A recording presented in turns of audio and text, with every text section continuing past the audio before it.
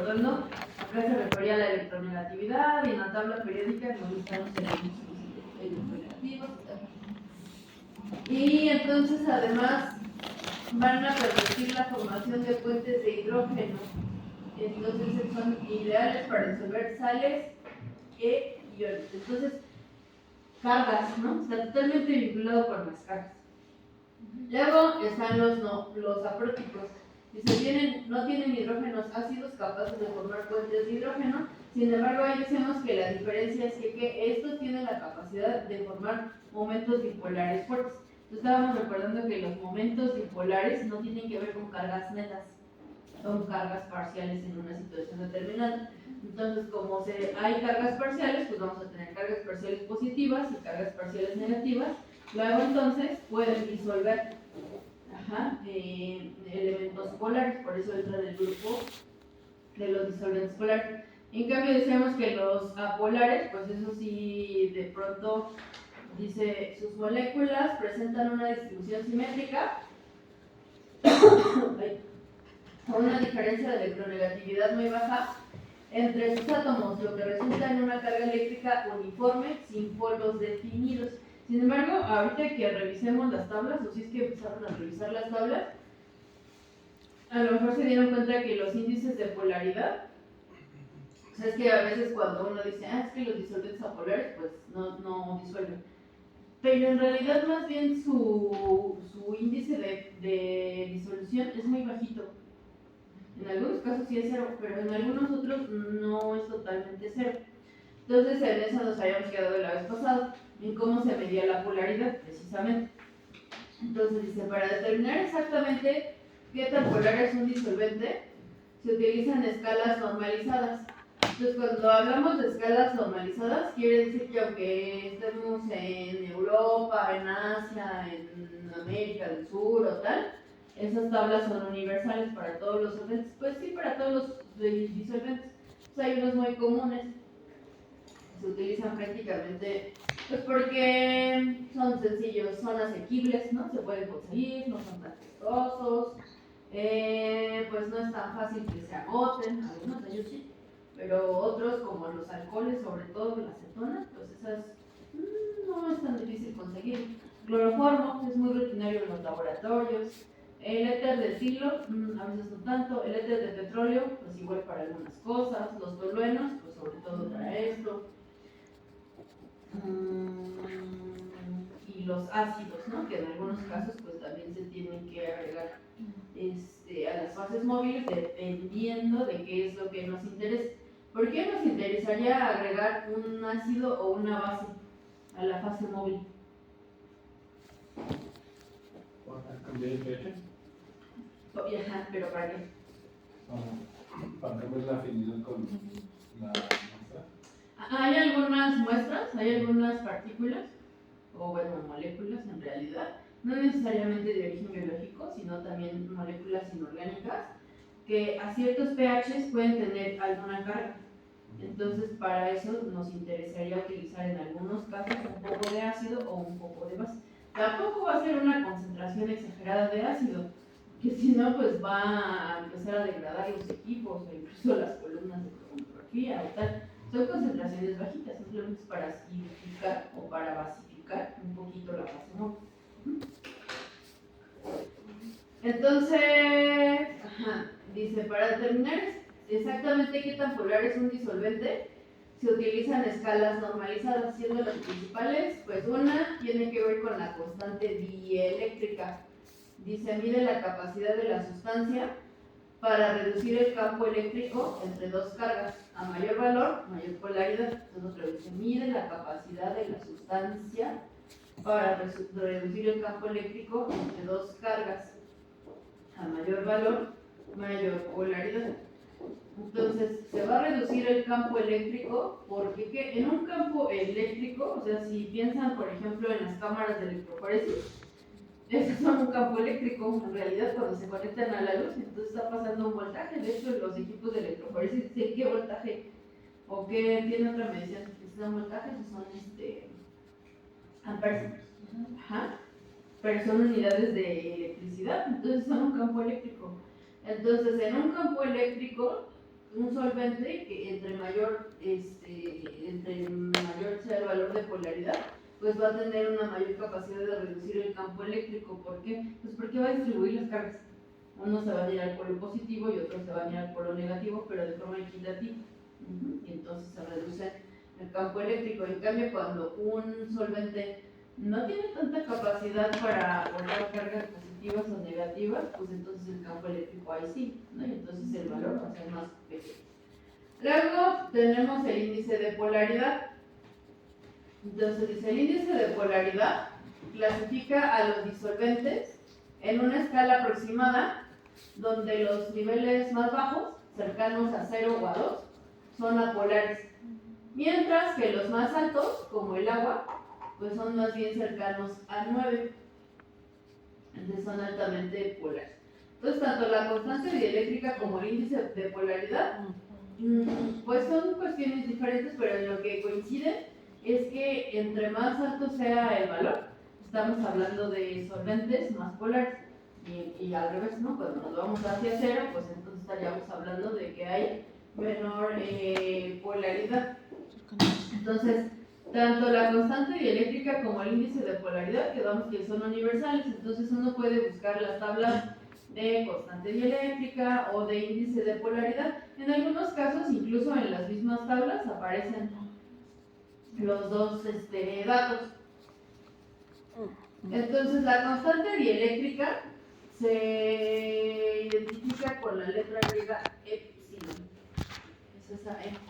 Y entonces, la constante dieléctrica, o también conocida como permitividad relativa, dice, mide la capacidad de un disolvente para reducir el campo eléctrico entre cargas y disolver solutos iónicos.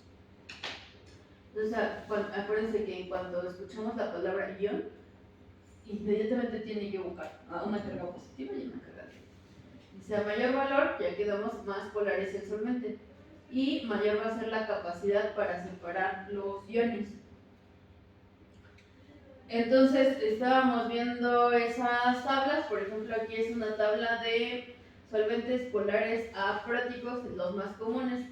Entonces, ahí está precisamente el DMSO, luego otro cuyas siglas son DMF, luego está acetonitrilo, acetil hexametil ácido hexametil fosfórico, acetona, diclorometano, que también se utiliza un montón, tetrahidrofurano, el THF se usa un montón, sobre todo para proteínas, metilacetato, etilacetato, y entonces está la constante dieléctrica, bueno, está la estructura. Luego, en la siguiente columna está la constante dieléctrica, el momento dipolar y el punto de ebullición. Entonces, todos esos datos son importantes para tomar decisiones sobre, por ejemplo, hasta cuánto puedo subir la temperatura en el horno para que eso no se evapore, por ejemplo, ¿no? Y no se empiece a perder la fase móvil. Luego, incluso el asunto de la estructura, pues en realidad en rojo, a lo mejor no se alcanza a ver tan lejos, pero en rojo están marcados sobre todo los elementos que van a aportar, pues no las cargas, sino más bien que van a participar precisamente en la formación del momento dipolo, porque estamos hablando de solventes apróticos. Y luego aquí pues solo está el momento dipolar. Entonces aquí esos disolventes no están ordenados, por ejemplo, en orden alfabético, sino que más bien están acomodados en función del momento dipolar. Entonces, en este caso están primero los más polares y al final está el menos polar. Por eso el etilacetato a veces se utiliza como solvente apolar. Entonces, en realidad no es que sea polar, simplemente es que su índice de polaridad es muy bajito en comparación, es casi la mitad del primero, del dimetilsulfóxido, del DMSO, dimetilsulfóxido. Luego, los que tienen momentos dipolares más elevados, pues son los solventes próticos, los solventes polares próticos. Entonces está el agua, por supuesto, que es el principal. Luego están los alcoholes como el metanol, el amonio. Entonces el amonio se utiliza, en el laboratorio casi no utilizamos amonio, pero el amonio es un solvente muy común en los limpiadores. De hecho, por eso se utiliza mucho el amonio, porque pues entra como un disolvente dipolar. Y entonces acuérdense que la mugre, pues una buena parte de la naturaleza de la mugre es grasosa. Ajá. Y entonces la grasa, pues es apolar, ¿no? Pero a veces mezclado con otros limpiadores, entonces los limpiadores van a tener la característica de que van a ser micelas, ¿sí se acuerdan? Y entonces las micelas atrapan, por ejemplo, a esas partículas grasas o apolares. Y entonces las micelas están conformadas por elementos, incluso también son grasas, pero que esas grasas tienen la característica de que una parte de su estructura es polar y otra parte es apolar. ¿Se acuerdan cómo se llaman ese tipo de moléculas que tienen en la misma estructura? Tienen las mismas. Pues son de la estructura del glicerol, ¿no? Pero son, por ejemplo, los fosfolípidos. fosfolípidos. Los fosfolípidos, pero ¿cómo se llaman esas estructuras que tienen las dos? Anfipáticas. Son anfipáticas. Ajá. Y entonces para ayudar a que una vez que se conforman las micelas, ¿no? Se lleve, pues necesitamos algo que sea polar para que la parte que quedó expuesta, que es hidrofílica, o sea, polar, se vaya. Entonces a lo mejor sí se usa agua, pero le agregamos un poco de amonio para que sea todavía más fuerte el arrastre del amonio, por ejemplo. El problema del amonio es que el amonio libera gases. ¿Por qué? Miren cuál es el punto de ebullición del amonio. Es negativo. Menos 33 puntos. Es muy volátil, es súper volátil. Y entonces por eso los limpiadores que tienen amonio, pues en realidad tienen concentraciones no muy altas. E incluso los botes dicen, no se deje expuesto a la luz solar o a temperaturas altas, sino más bien a temperatura ambiente y en un lugar pues en donde fluye el aire y no sé qué. Y luego, no todos los limpiadores dicen, y deberían decirlo todos, no se mezcle con otras cosas, porque a veces cuando lo mezclan con ácido muriático, cloro, y lo que dicen es que esto está muy sucio, ¿no? Entonces voy a echar todos los limpiadores y se crean bombas. Entonces el problema del amonio es que además de que es súper volátil, es muy corrosivo también. Entonces por eso muchas personas de la limpieza, sobre todo que llevan muchos años haciendo limpieza y que están, pues no tienen los equipos adecuados, luego las manos, a lo mejor se han dado cuenta que sobre todo alrededor de las uñas, además de que está reseco, es como si se descarapelara. Entonces a veces o se descarapela o incluso hasta se hace muy grueso. Pero es parte por la exposición a los gases. Y lo más grave pues ocurre en los pulmones. Entonces luego por eso están tosiendo o se enferman a cada rato. Entonces luego también por eso es importante pues tener en cuenta que cuando uno manipula cualquier solvente, en realidad, o sea, si es en la vida cotidiana, pues hacerlo, si van a lavar el baño, por ejemplo, pues de preferencia con las ventanas abiertas, ¿no? La puerta abierta, tal. Si lo están haciendo de forma rutinaria, pues una mascarilla contra gases y tal. Y si estamos en el laboratorio, pues prácticamente todo se debe manipular dentro de la campana de extracción. Sobre todo aquellos cuyo punto de ebullición sea muy bajito, por ejemplo. Bueno, luego, por eso luego no se han dado cuenta, estoy muy por dentro, entonces, algunos solventes que tienen el punto de ebullición bajito o que están en laboratorios en donde pues hace calor o tal, ¿no se han dado cuenta que antes de abrirlo pasa casi como con los refrescos? Ah, sí. Se escucha. Como el ácido acético glicélico. Ajá. Entonces, sobre todo para evitar eso, desde que uno los abre, tiene que estar en la campana, porque es una liberación de gases. Ajá. Precisamente derivados de la temperatura. También pasó en el ácido clorhídrico. En una práctica justamente íbamos a... y alguien lo abrió y todos pensaban que iba a explotar, ¿no? Porque no lo hizo en la campana justamente.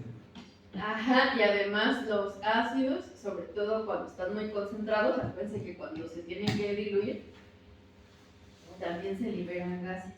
Y entonces por eso uno lo tiene que hacer de forma inclinada, despacito, porque son reacciones exotérmicas, ¿no?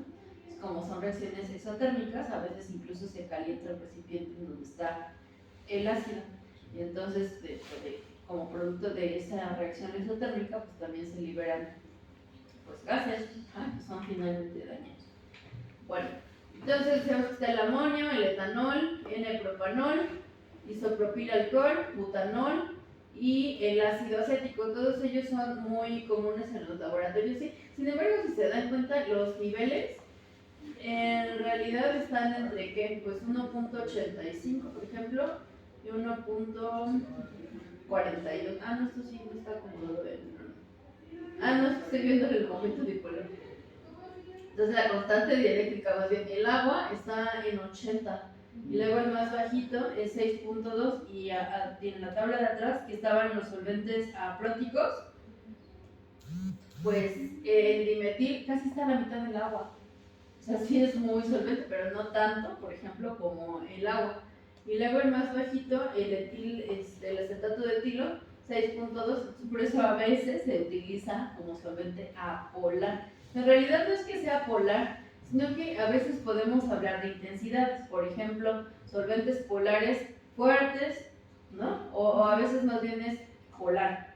Luego, medianamente polar y muy poco polar.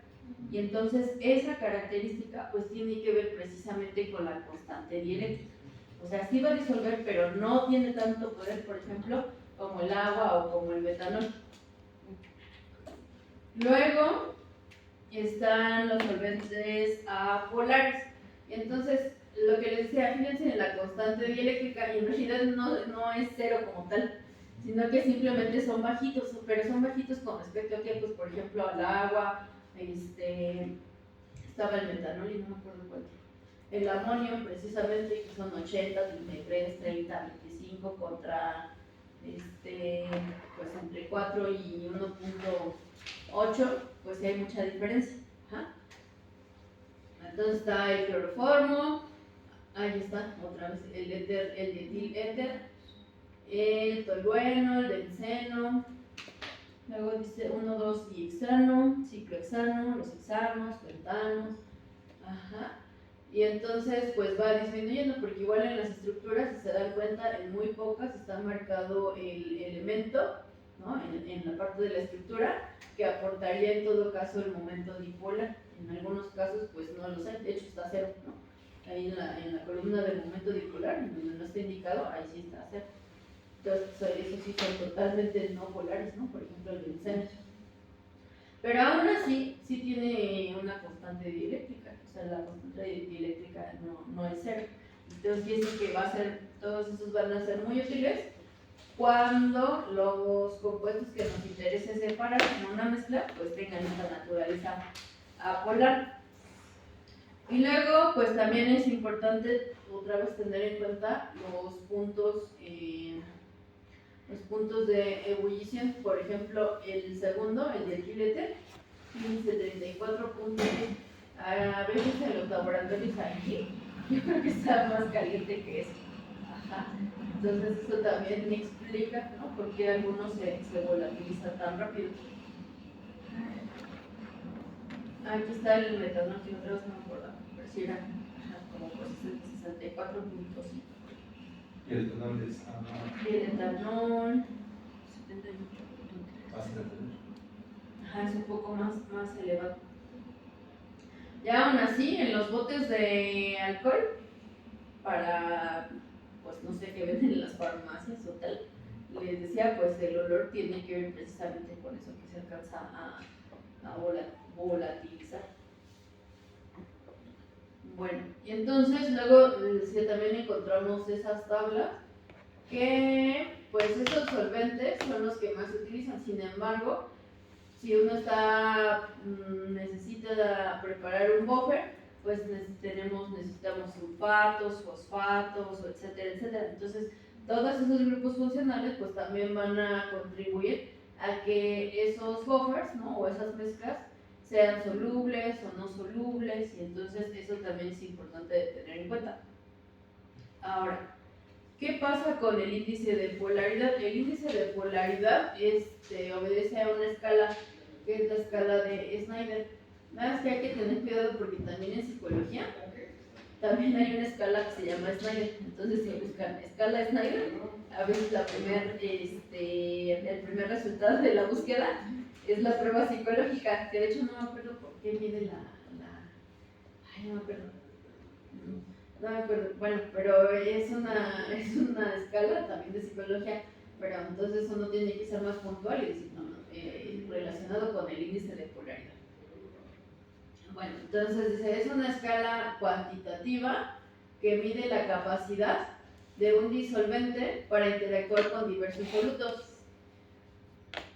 Y fue creada por el químico Lloyd R. Snyder. Entonces, como el apellido del cuate era Snyder, ya se le quedó la escala Snyder. Entonces dice, es una herramienta fundamental en cromatografía, como el HPLC, para seleccionar fases móviles y optimizar la separación de compuestos. Entonces dice, ¿cómo funciona la escala?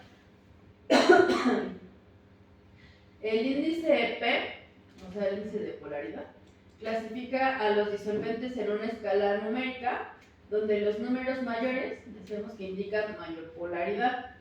Se calcula mediante la suma teórica de 3 interacciones intermoleculares básicas.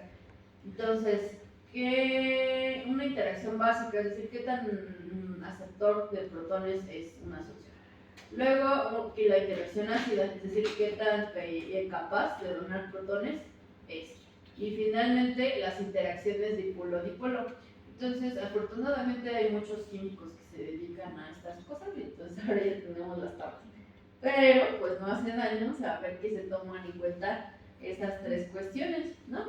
Entonces, en realidad, si recuerdan, eso de que algo sea aceptor de protones o donador de protones está vinculado con qué. Una carga de eléctricas, polaridad. No, antes de eso. Otra cosa más general de la química. ¿Qué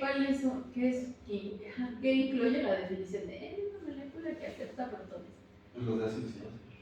De pH, ¿no? Un ácido es muy capaz de ¿qué? De ceder. De ceder. Es la de Prestelauer. Ajá. Porque también está la de Lewis, que es de los electrones, luego de Arrhenius. Ajá. Entonces, como está hablando de protones, pues está hablando de polaridades, ¿no? Que algo que tanto es capaz de ceder o de ganar. Entonces, si se cede o se gana, pues hay cargas involucradas. Si un elemento cede protones, pues gana cargas negativas, ¿no? Porque está cediendo sus cargas positivas. Si algo gana cargas positivas, pues entonces tiene carga positiva predominante.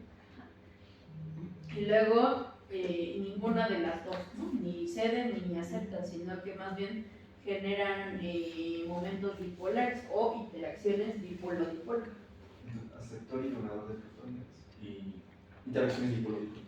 Exactamente, ahí más bien es una compartición, no hay como tal que alguien ceda y que alguien ceda y que alguien gane.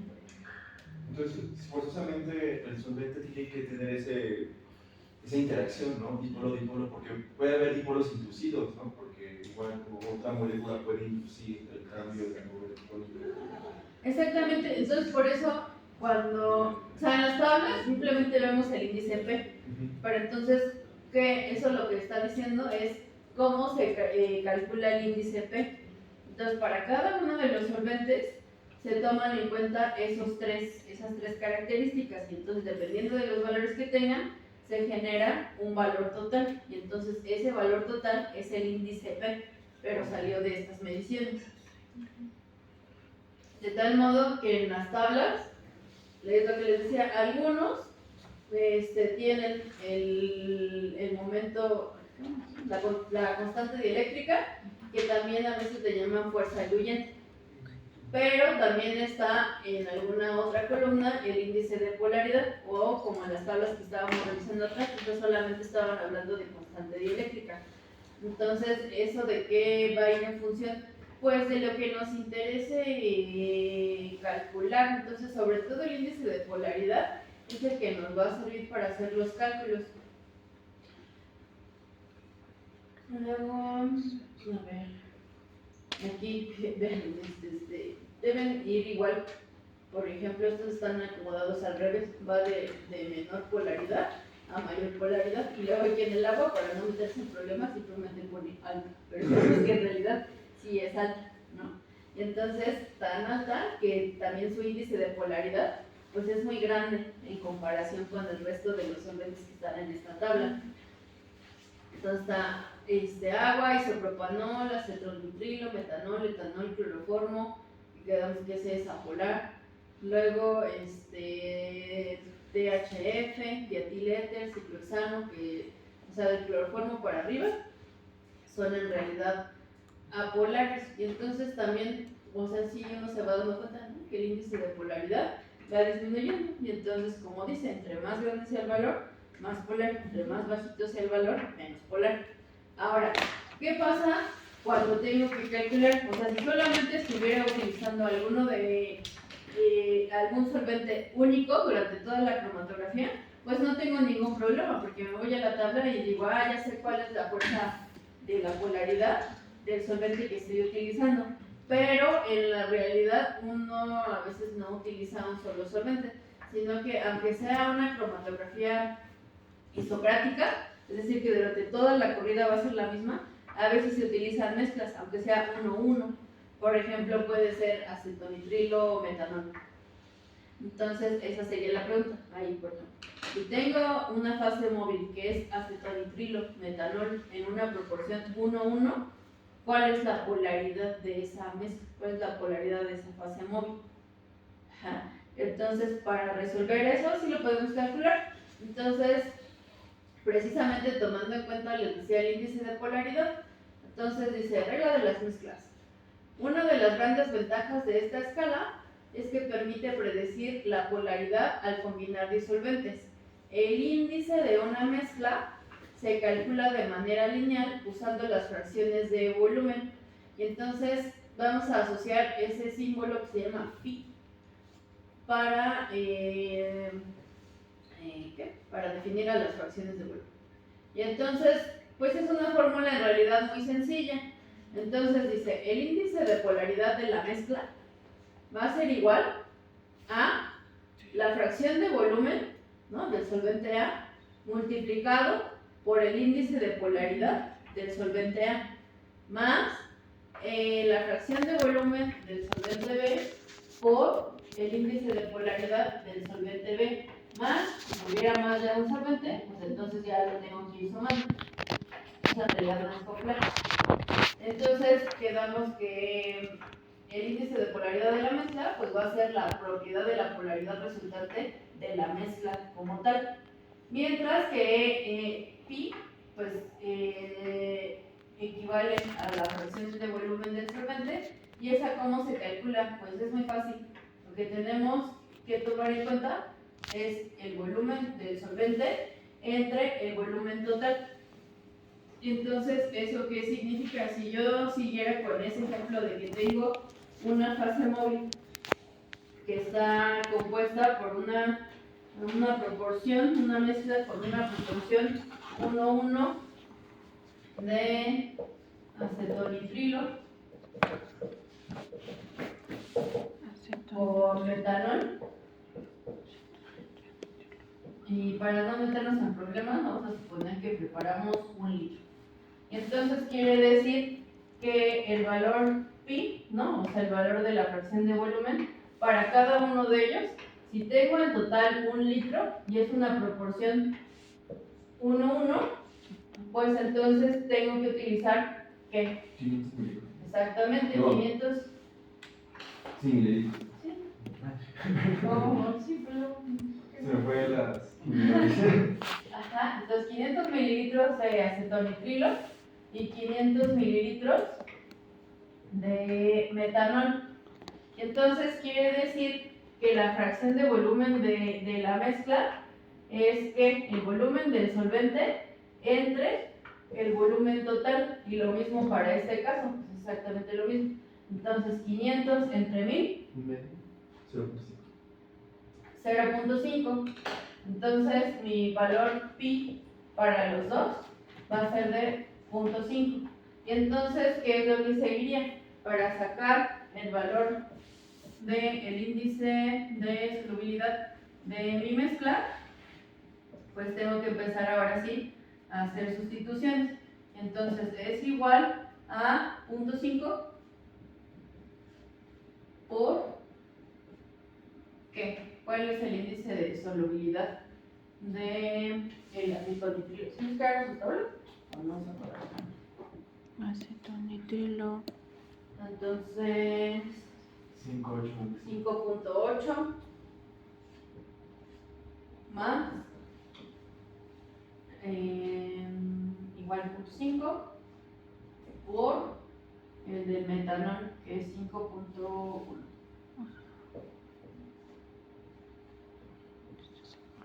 Y ya. Y entonces 0.5 por 5.8 0.5.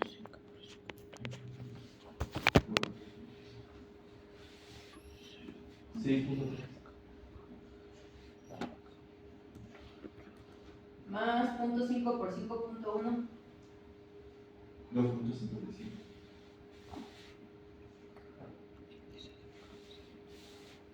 Ajá. Sí, es 2.9 y 2.5. Este 2.9. Sí, porque no sé qué hice. no pasa nada. 2.9 y 2.55. Ajá. Y ahora la suma de eso 5.45. Este es el índice de polaridad, exactamente, de esa mezcla.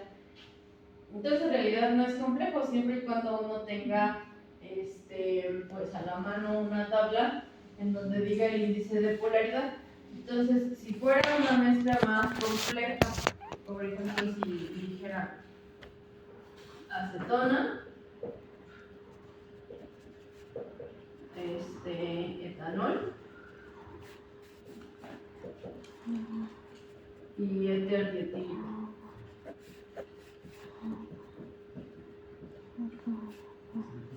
Pero de la acetona vamos a poner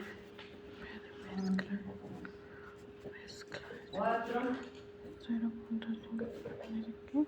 25, y este es solamente 1.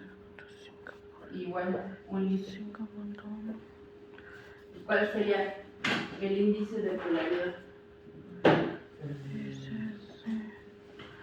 Polaridad.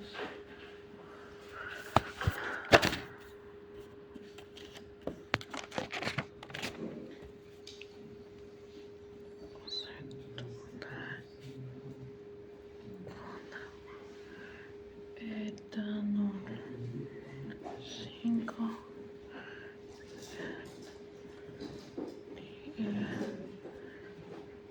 Etílico 1 litro son 0.40 por acetona.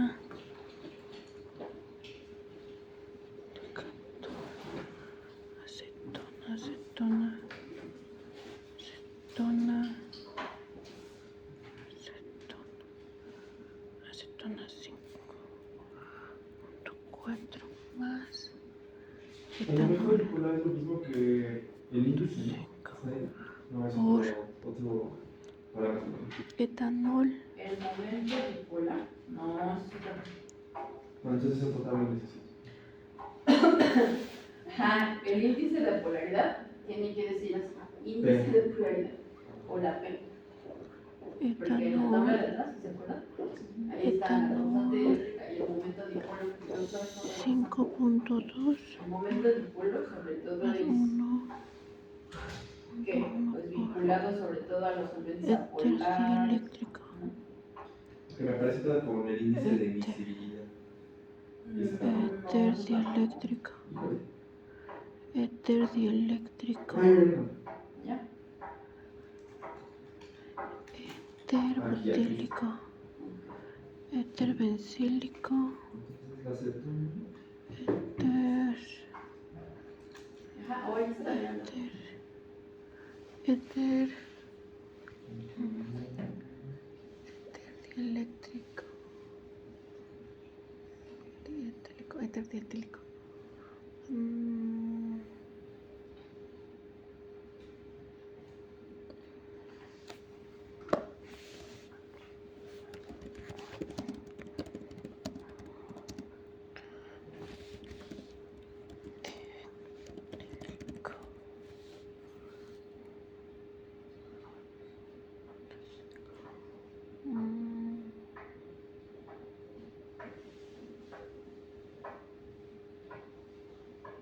¿El éter dietílico es lo mismo que dietíléter?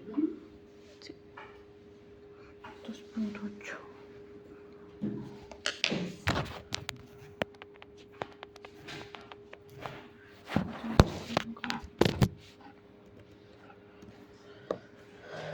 Puntos 0.40 más 5.4.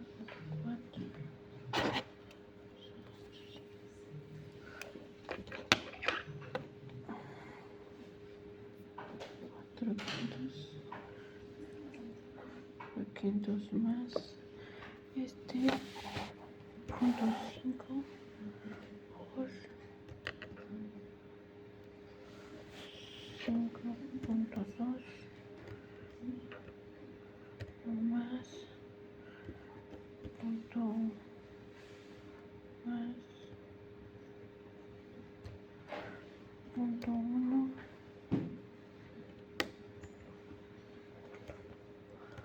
por 2.8.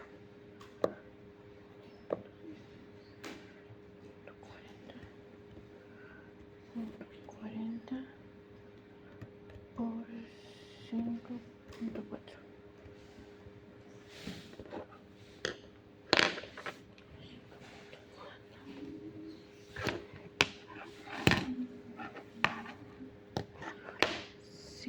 Punto 0.4. No, 4 más 5 por 5.2 más punto 8 por 2.4.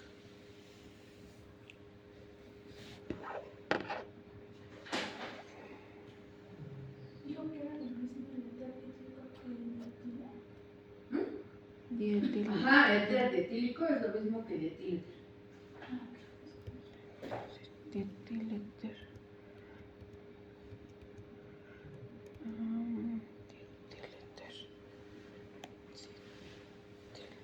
Sí, saben cómo sacar la cantidad de las proporciones, ¿no? Relacionadas. Ajá. Entonces, lo que está diciendo es que la suma son 10 partes.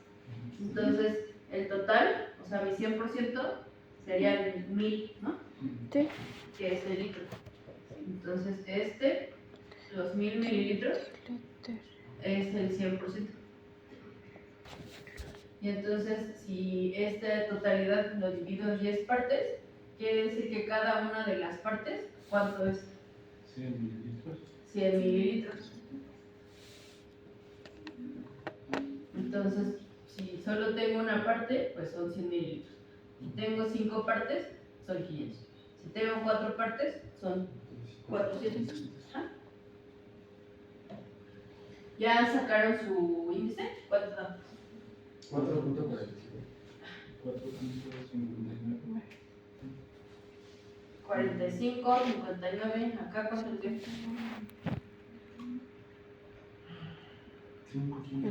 que es la polaridad de la acetona. 5.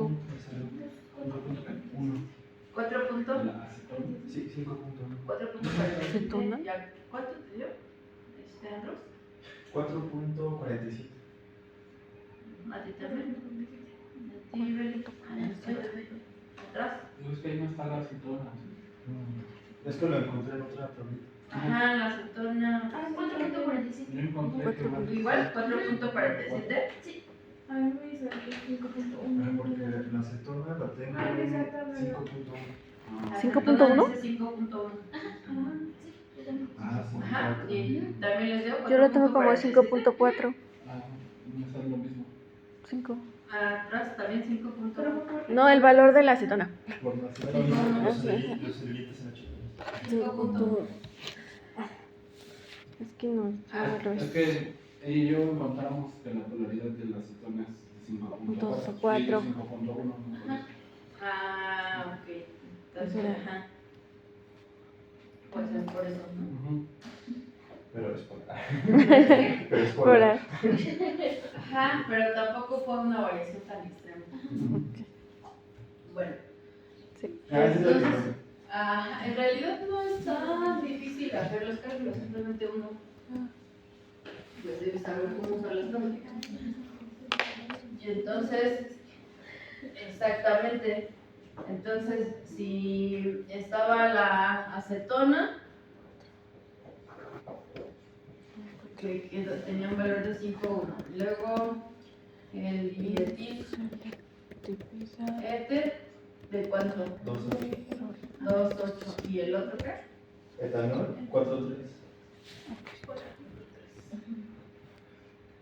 Y entonces, tomando en cuenta, si lo dejamos así, daba 4,47, ¿no? O algo así. Ajá, y entonces sigue siendo un polar. Ajá. Y entonces las decisiones, acuérdense de mezclar solventes, una parte sí tiene que ver con la prioridad, pero sobre todo va a tener que ver con los puntos de ebullición. Entonces, si yo uso algo que se va a evaporar muy rápido, pero me conviene poner el horno a 50 o 60 grados centígrados, entonces lo mezclo con algo que tenga un punto de ebullición un poco más alto. Entonces, para que la mezcla, ¿no? Cuando, o sea, es decir, toda la fase móvil, cuando pase por la columna, pues no se me vaya a evaporar, sin embargo, que siga teniendo fuerza polar en este caso. Entonces, acuérdense, si estamos utilizando un solvente polar, quiere decir que se trataría de una cromatografía que De reversa. de fase reversa, De fase reversa. ¿ah? Porque mi solvente, o sea, la fase móvil más bien, es polar, entonces la columna va a estar, la fase estacionaria va a ser más bien va a estar revestida con partículas que sean apolares. Okay. Bueno, y entonces, así como dijeron ahorita, pues se van a dar cuenta de que hay un montón de tablas, y entonces en realidad, fíjense, eso para calcular lo que les decía, el índice de polaridad P, aquí en esta tabla está todavía más desglosado los tres valores que les decía que se toman en cuenta para calcular el valor P. Y entonces ahí está la acidez, digamos que sería que la capacidad que tiene de ceder protones. Luego la basicidad, que es lo contrario, la capacidad que tiene de aceptar protones. Y luego la dipolaridad, pues que sería que ni está ganando ni está perdiendo, sino que en un momento determinado puede quedarse con cargas parciales, por ejemplo. Y así para cada uno de los solventes. Entonces, a veces, para algunas cuestiones, pues sí importa saber cada uno de esos valores, ¿no? ¿Por qué el hexano aparece en cero? ¿Dónde está? En H. Pues no lo sé, o no lo calcularon, o en realidad es muy Aparece en ese valor real. inerte. Ok. Ajá. Es totalmente apolar. Sería bueno para. Sí. Es un buen solvente de apolar. Apolar. Ajá. De hecho se utiliza.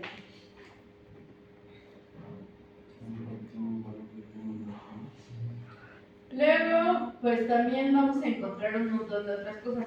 Entonces, esta me parece muy importante, porque luego no se toma en cuenta. Dice, tabla de absorbancia ultravioleta en fracción de la longitud de onda para varios solventes y tampones usados en aquí, cromatografía de fase inversa, que es lo que estábamos recordando de qué se trata hace un momento. Entonces, eso, ¿por qué va a ser importante? Entonces, la longitud de onda en nanómetros de la radiación ultravioleta, pues más o menos va de 200 a 260. De hecho, las proteínas absorben a 260. Entonces, acuérdense que absorben a 260 porque toma en cuenta sobre todo los aminoácidos que son aromáticos. Entonces, el benceno es el que va a absorber. Bueno, así como los aminoácidos aromáticos tienen ese benceno, hay algunos otros compuestos, por ejemplo, algunos elementos en las plantas, algunos compuestos en las plantas que se llaman compuestos fenólicos. Entonces, la base de los compuestos fenólicos es un anillo benceno y por lo menos un grupo OH. Entonces, mientras esté presente ese anillo benceno, quiere decir, uno ya puede decir que los compuestos fenólicos absorben, ¿no? a UV. Luego entonces yo puedo usar un detector de ultravioleta para cuantificar, en este ejemplo, ese tipo específico de compuestos. Ajá. Y entonces, una cosa que les había comentado hace tiempo es que en los cromatogramas, pues es una gráfica en realidad, y entonces lo que está es el TR, que es el tiempo de retención, y luego aquí son unidades sobre todo de concentración. Entonces, aparece una línea base, y la línea base normalmente pues debería estar planita. Entonces lo que les decía es que los equipos en los programas tienen, simplemente apachurran un botón y entonces regresa la línea base a la base, o sea, a cero. Bueno, y entonces la línea base va a permanecer derechita a menos de que algo diluya. Entonces los solventes, sobre todo cuando uno calienta el horno, y aunque no lo calentemos, estamos utilizando solventes con un punto de ebullición bajito, pues van a salir antes que las muestras.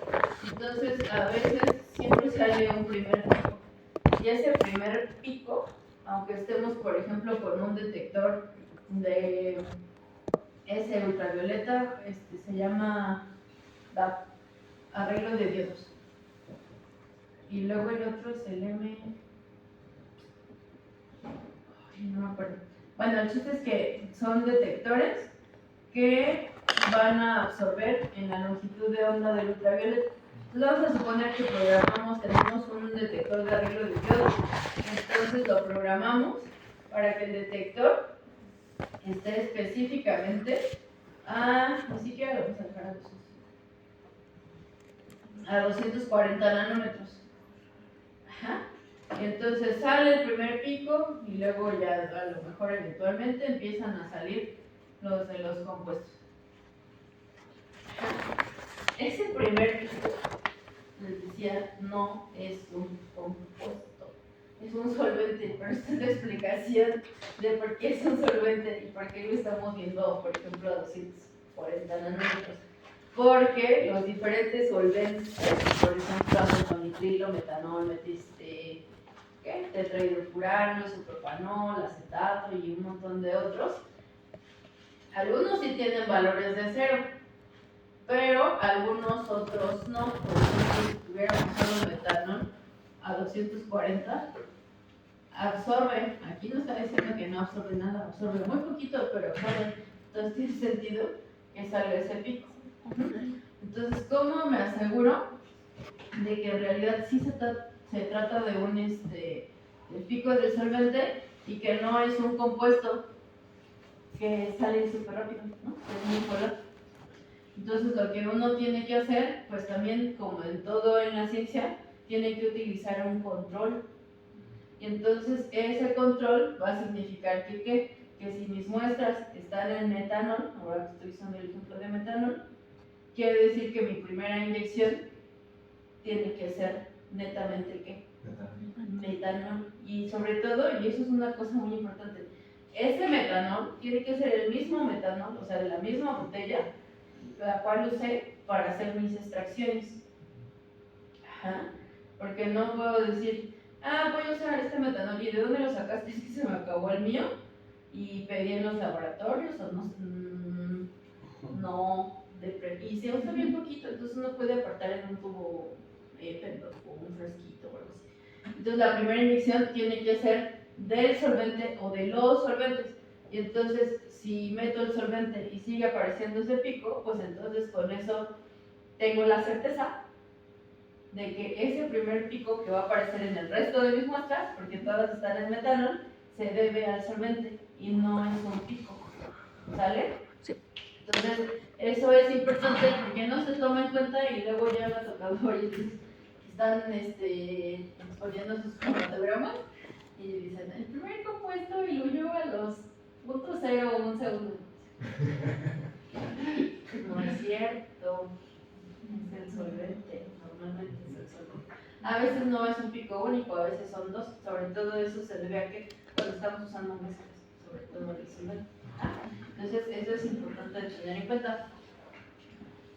Entonces, cuando se hace por gradientes, sí se ven los diferentes picos cuando se hace el cambio del solvente. Cuando se hace por gradiente, ¿qué? ¿Se ve el pico cuando se hace el cambio del solvente? No. Normalmente los solventes huyen casi al principio, aunque estés usando un gradiente. Pero, de todos modos, para asegurarte, tienes que usar un control. De tal modo que te des cuenta de eso que te estás preguntando, que a lo mejor no solo huyeron picos al principio, sino que en el momento en el que haces el cambio, por ejemplo, a lo mejor, hasta donde, bueno, es que no, yo he usado gradientes, pero no salían los picos, pero no lo sé, a lo mejor en las otras corridas sí.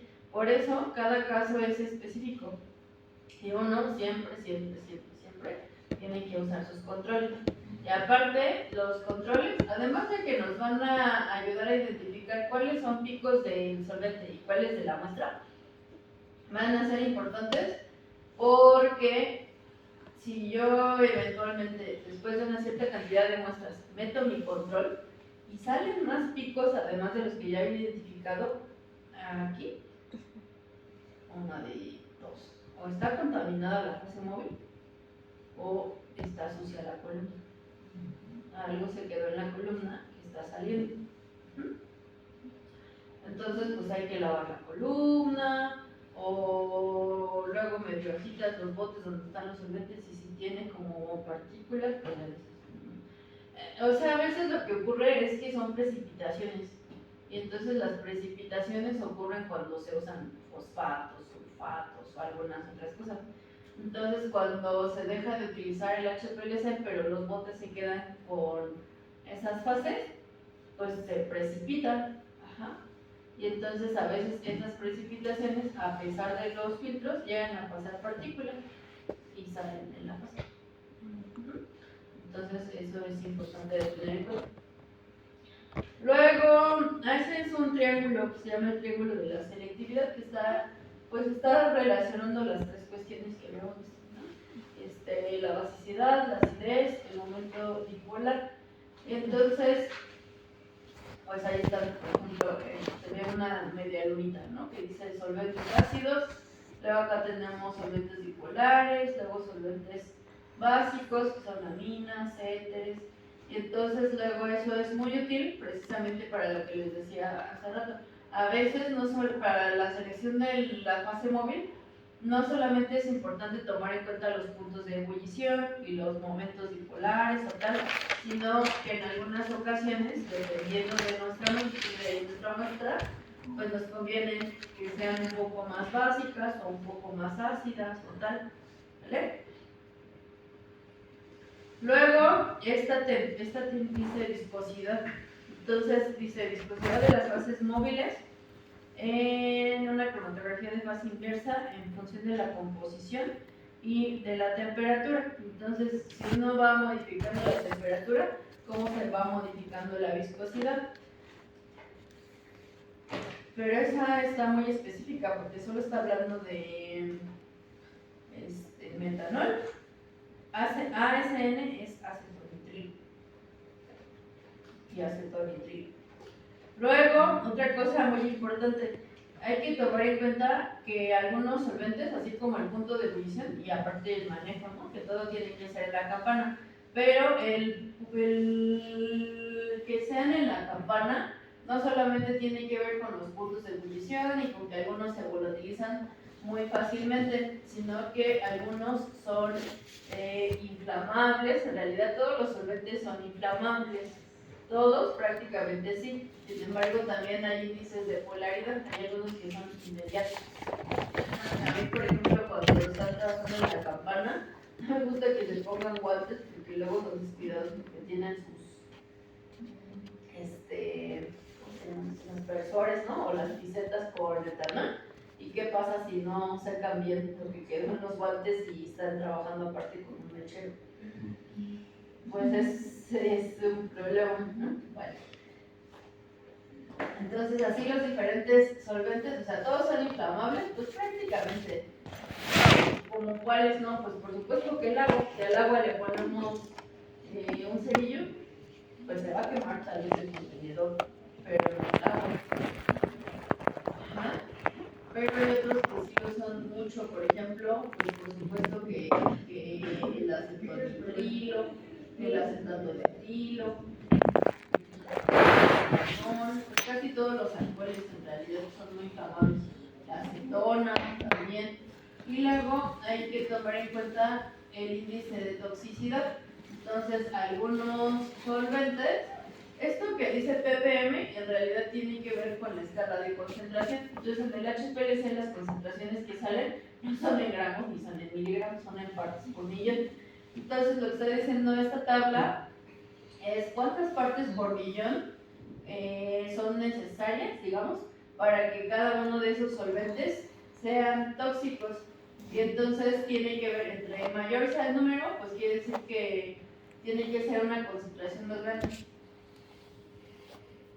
Ay, esto no me y algunos otros, pues simplemente no son tan tóxicos como ¿quién? Pues como el agua, ¿no? Esa es inocua, no es tóxica. Pero algunos otros, pues sí lo son, como cuál, la acetona. Entonces la acetona, por eso la que se vende comercialmente, es una acetona no industrial, porque las acetonas industriales, ¿alguna vez les ha caído una gotita o han usado?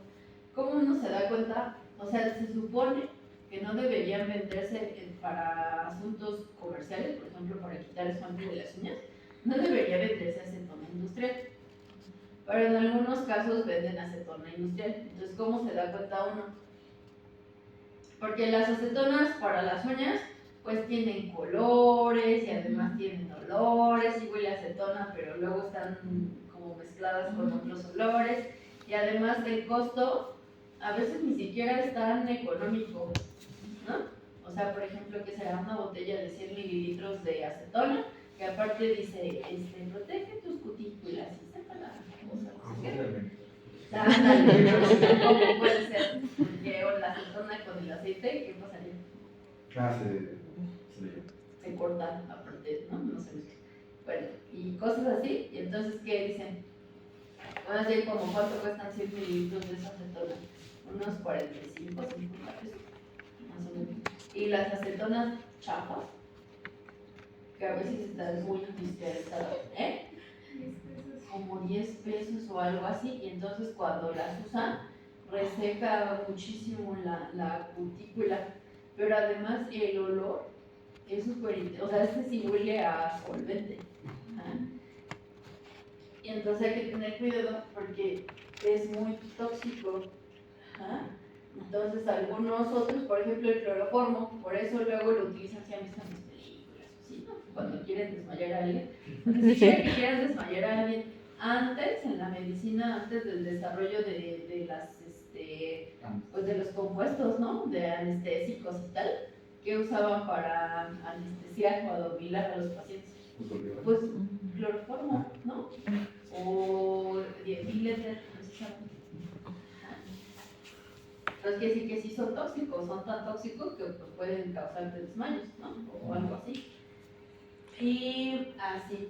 Entonces, por eso, y sobre todo, ¿no? Porque pueden ser tóxicos y porque son muy inflamables y se pueden volatilizar, pues uno debería trabajarlos en condiciones de casi justo tiempo terminé. En cuestiones de campanas. Ajá. Y otra cosa es que no se nos debe olvidar que cuando están haciendo extracciones, están usando solventes y a veces, pues, yo lo que les pido es que tengan mucho cuidado, sobre todo cuando son solventes de grado HPLC. Eso que significa no solamente trabajar en la campana, sino que, pues, a veces son las botellas grandotas, ¿no? De 4.5 litros. Entonces, para cometer la menor cantidad de accidentes, tenemos recipientes especiales que solo son para solventes y están etiquetados y todo, para vaciar un poco ahí y más bien estar trabajando ahí y no con la botella grande.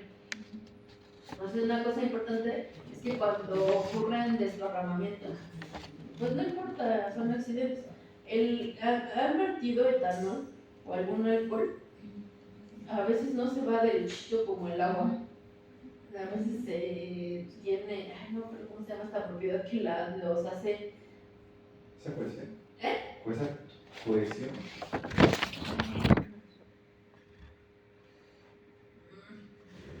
No me acuerdo. O sea, el agua si la vaciamos, sí uno puede controlar, pero los alcoholes, a veces aunque lo peguemos a la boca, se puede ir por fuera. Bueno, o cualquier otra cuestión. Y luego otra cosa es que no tienen, ay, ¿cómo se llama? De tal modo que cuando uno usa micropipetas, no se atoran, no se adhieren a las paredes de las pipetas, entonces empiezan a gotear. A ver, no me acuerdo cómo se llama. Bueno, no tienen esa, vamos a decir, agarre, esa fuerza de agarre a algunas superficies.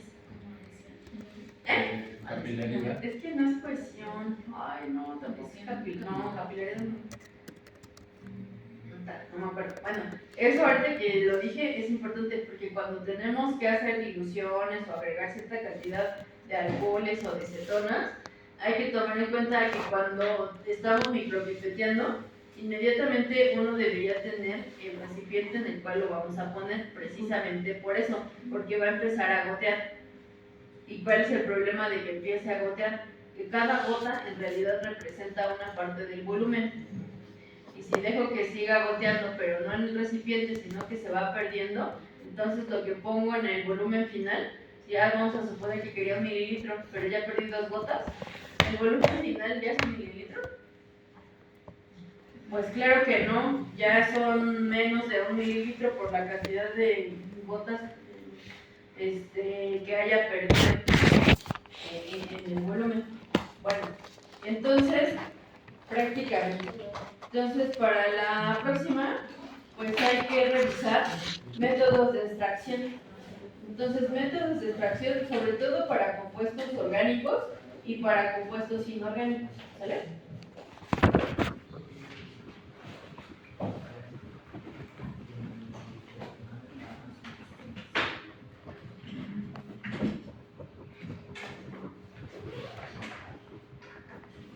Y entonces, el martes vamos igual a la lista, ¿sale? Sí, el martes. No afecta la estación es una fase normal. La fuerza del lugarito aumenta al aumentar la población. El aumento aumenta el número de población. Había una que hablaba de... ¿Puede ser viscosidad? No. ¿Para separar? No, No, es otra palabra, pero la verdad, Tensión superficial. no. De su actividad. Tensión. Tensión superficial.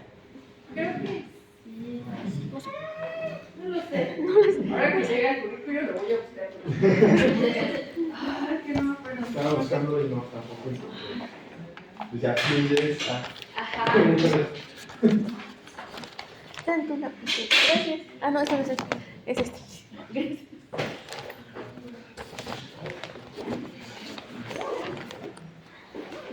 Ya vamos.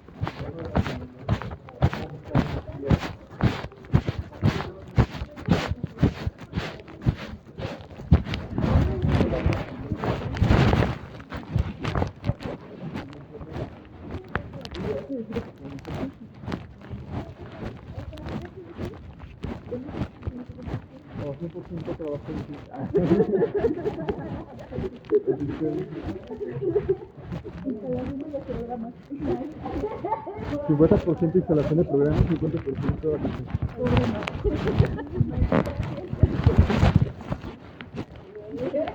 ya la de como sola.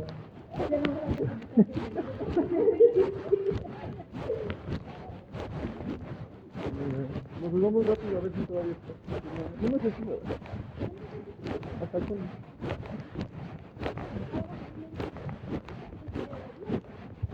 Es buena onda.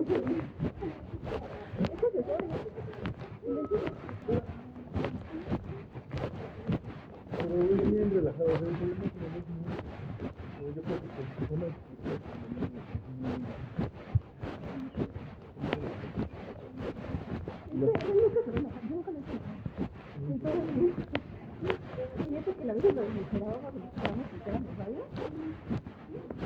Yo creo que bastante sonríe esto, yo creo que vamos a sonreír, ¿no? Como ves,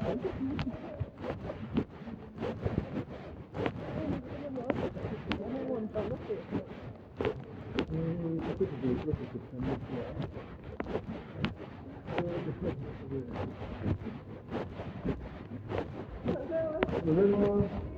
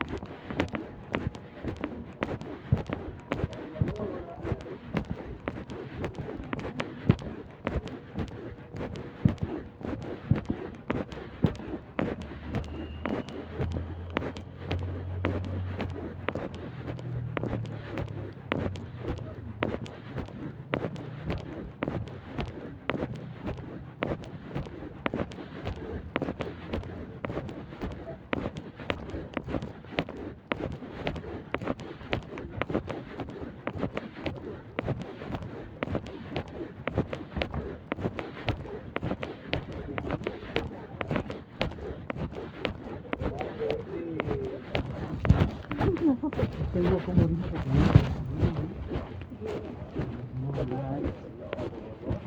así que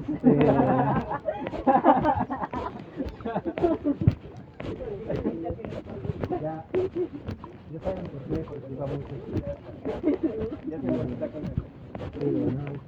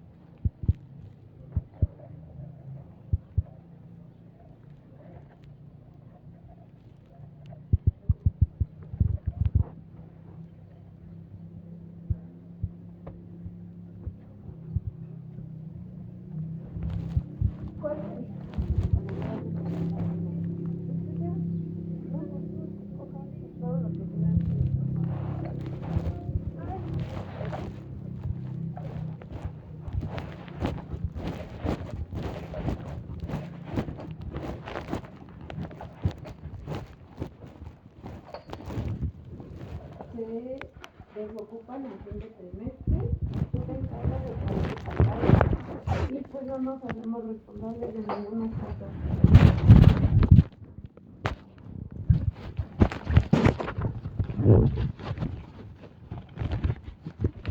Claro que es su nombre y como la matrícula es lo mismo que el correo, le complementa con @correo.lat.com. De todos modos, yo les mando un correo cuando se tengan que decir.